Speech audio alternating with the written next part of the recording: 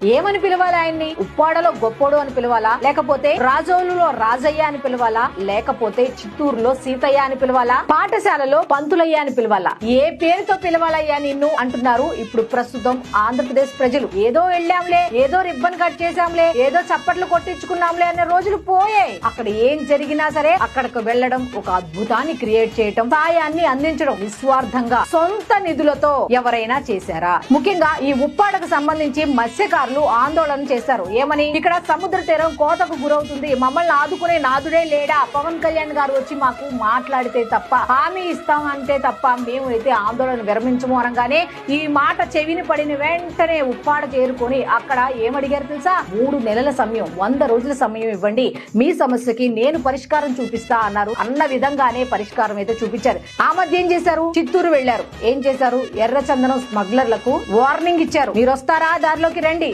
లేదా మీ దారిలోకి నేనే వస్తామని. మరి ఇక్కడ ఆయన సీతయ్యానికి పిలిపోతే ఏమని పిలవాలయ్యా?